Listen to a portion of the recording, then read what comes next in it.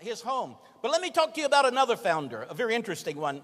This one is not so well known, but Benjamin Rush was a Philadelphia physician. He was a member of the Continental Congress. He was a signer of the Declaration of Independence.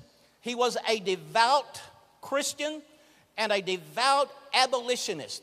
In fact, he helped found the first abolition society in America in his hometown of Philadelphia.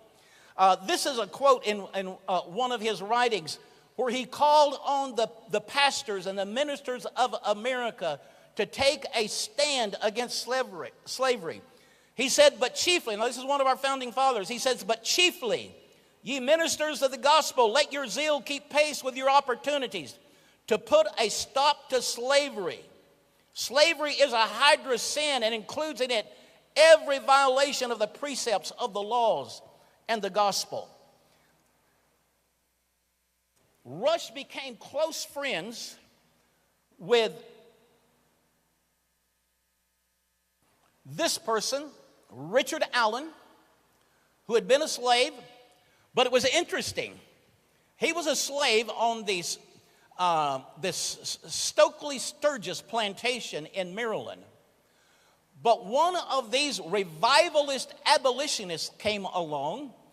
I believe his name was Garretson. And if you want to read more detail about this, it's in books out there. This is my last book, America's Reawakening, but you can get more details about this. But this revivalist abolitionist came to the Stokely Sturgis Foundation and asked to preach to their slaves. He did.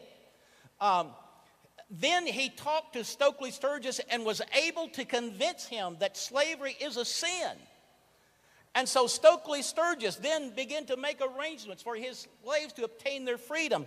And one of them was Richard Allen. Now he had been saved under a Methodist preacher who had come through.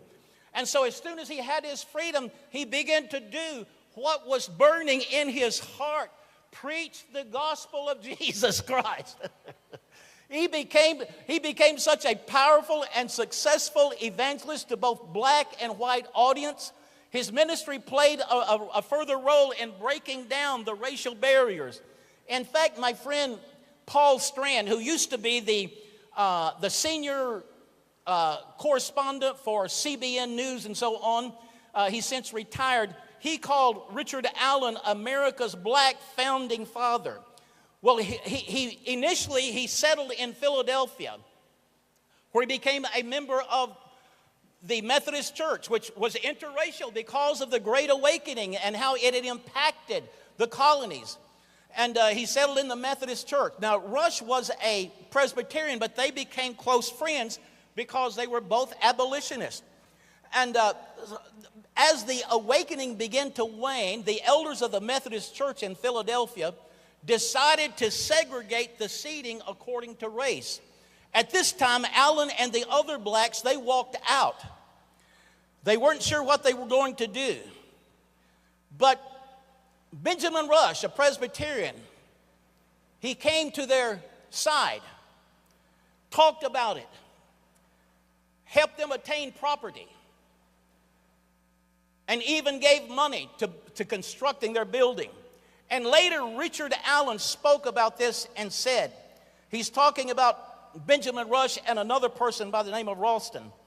He said, they pitied our situation and subscribed largely towards the church. Subscribed largely means they gave a lot of money. And were very friendly towards us and advised us how to go on. Dr. Rush, now he's talking about Benjamin Rush, one of America's founding fathers, did much for us in public by his influence. I hope the name of Dr. Benjamin Rush and Mr. Robert Ralston will never be forgotten among us. They were the two first gentlemen who espoused the cause of the oppressed and aided us in building the house of the Lord for the poor Africans to worship.